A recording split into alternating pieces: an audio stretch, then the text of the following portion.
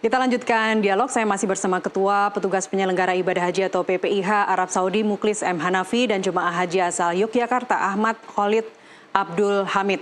Saya ke Mas Dul terlebih dahulu.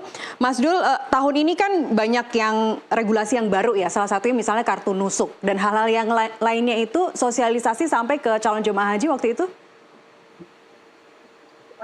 Iya, untuk nusuk ini memang dari awal kita sudah diberi sosialisasi ya oleh KBIH terkait bahwasanya istilahnya nusuk ini seperti kartu surga seperti itu karena nusuk ini benar-benar yang seperti nyawa kita di sini sekarang selama haji. Mungkin sebelumnya ada paspor untuk orang-orang luar negeri, tapi sekarang untuk musim haji adalah nusuk, kartu nusuk. Ya, bahwa tadi seperti penjelasan Pak Muklis tadi, ada juga jemaah haji yang belum memiliki kartu nusuk tadi tetap bisa menggunakan visanya. Informasi seperti itu juga sampai ya ke kloter Anda misalnya? Ya, sampai. Baik. Emang ya, karena mungkin beberapa kemarin memang dari sistem nusuknya sendiri, dari para pegawai nusuknya sendiri memang tidak semuanya langsung mendapatkan ketika sampai landing di Jeddah maupun di Madinah ya. Ada beberapa yang mungkin delay karena by sistem atau mungkin telat dari pegawai syarikahnya sendiri ya, dari nusuknya itu. Baik. Tapi alhamdulillah selama ini masih aman dan ketika masuk ke Masjidil Haram juga masih aman, semuanya masih terkendali. Baik, kalau kita bicara pengalaman tahun haji tahun lalu kan ada beberapa yang kemudian mengeluhkan fasilitas, penginapan. Gimana layanan dan fasilitas yang Anda dan kloter peroleh untuk tahun ini? Masya Allah, jujur saya pribadi karena ini memang haji perdana saya ya, alhamdulillah. Untuk pelayanan dari petugas hajinya, mereka sangat sigap, mereka sangat benar-benar hampir saya bilang 24 jam selama para jamaah ini membutuhkan mereka ada, mengusahakan untuk selalu ada. Entah itu di lobi hotelnya, untuk makanannya, yang mana makanan ini kan kita setiap 3 kali sehari itu mendapatkan makanan terus, ya alhamdulillah untuk porsi makanan juga. Kemudian ya, untuk pelayanan dari hotelnya juga bagus, hotelnya ya tidak ada keluhan-keluhan ya seperti itu.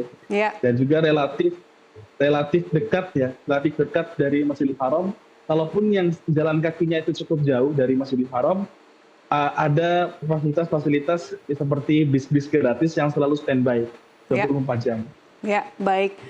Alhamdulillah, mudah-mudahan sampai akhir nanti perjalanan haji ya tetap lancar. Saya ke Pak Muklis. Pak Muklis, Kamis malam rombongan Amirul Hajj sudah tiba di Arab Saudi. Bagaimana Pak koordinasinya dengan PPIH? Ada juga pengawas dari DPR yang ikut rombongan Amirul Hajj.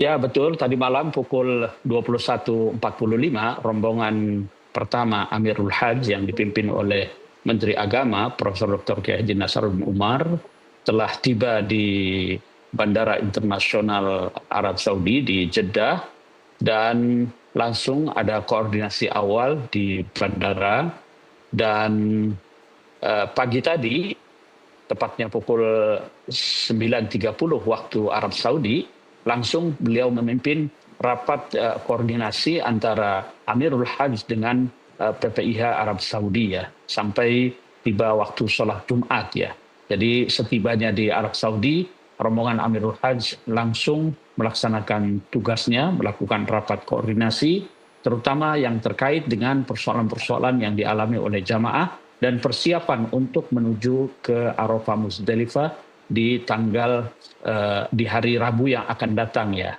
Dan hari ini sebagian kecil rombongan Amirul Hajj juga akan tiba di Arab Saudi yang selanjutnya nanti akan bergabung dengan tim yang sudah ada di Arab Saudi ini. Baik, Pak Kiai Haji Nasaruddin juga sudah tiba di Arab Saudi sejak beberapa hari yang lalu. Tim pengawas dari DPR juga sudah tiba di Arab Saudi sejak beberapa hari yang lalu.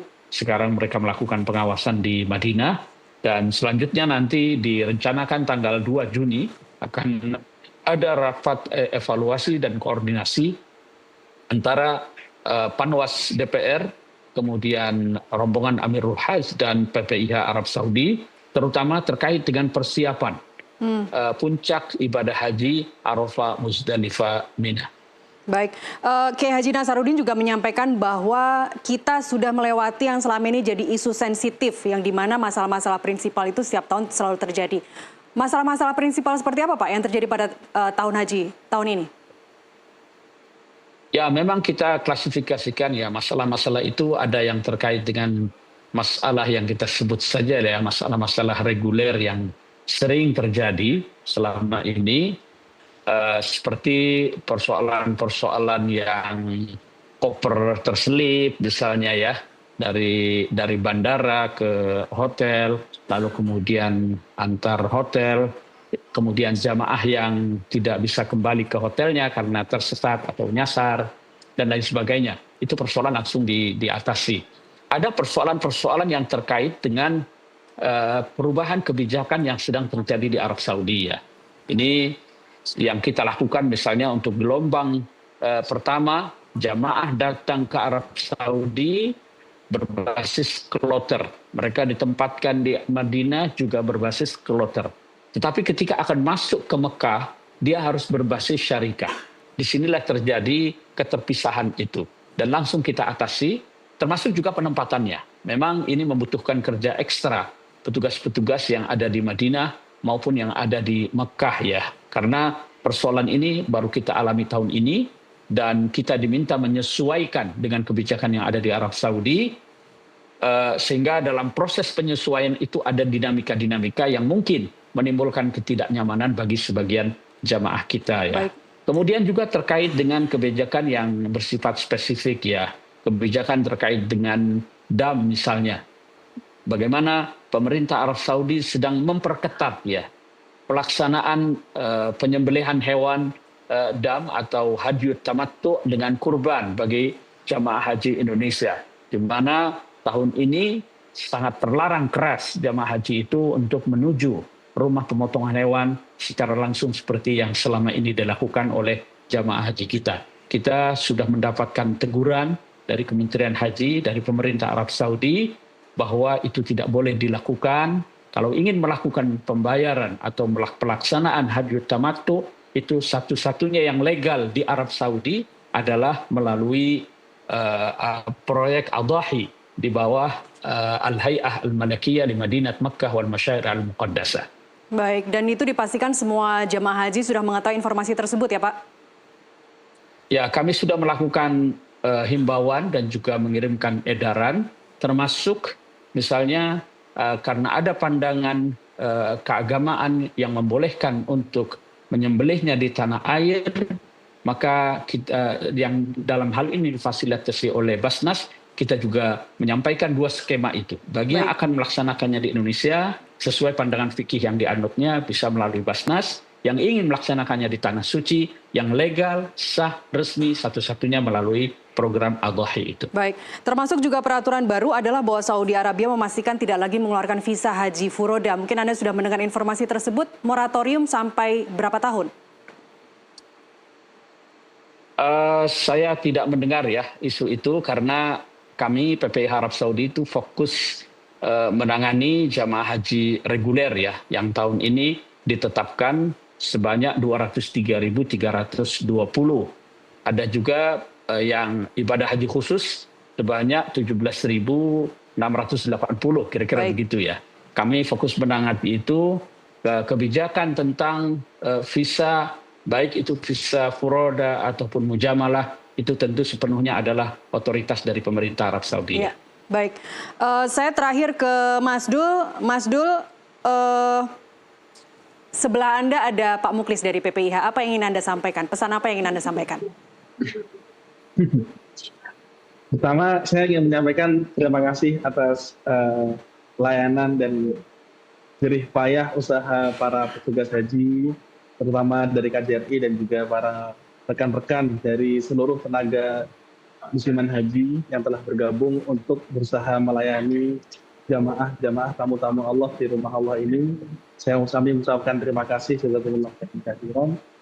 Ya, mungkin dengan fasilitas yang Masya Allah, sekarang mungkin banyak jemaah yang sangat puas ya. Apalagi nanti akan lebih banyak lagi mungkin jamaah-jamaahnya, dan akan lebih banyak variasi-variasi dari peraturan-peraturan Saudi mungkin yang akan nanti bisa mengubah regulasi-regulasi ke depannya. Mungkin tetap semangat Bapak dan rekan-rekan. Kami ucapkan terima kasih banyak. Baik. Ya, terima kasih. Senang juga dengarnya, alhamdulillah ya. Mas Dul, terima kasih sudah bergabung di NTV Prime. Pak Mukhlis, terima kasih. Sehat-sehat selalu semuanya. Assalamualaikum warahmatullahi wabarakatuh. Waalaikumsalam warahmatullahi wabarakatuh. Ya, pemirsa, dialog tadi sekaligus menutup NTV Prime hari ini. Saya Nasiti Lestari mewakili rekan Doni De Keizer mengucapkan terima kasih atas kebersamaan Anda. Selamat berakhir pekan. Sampai jumpa.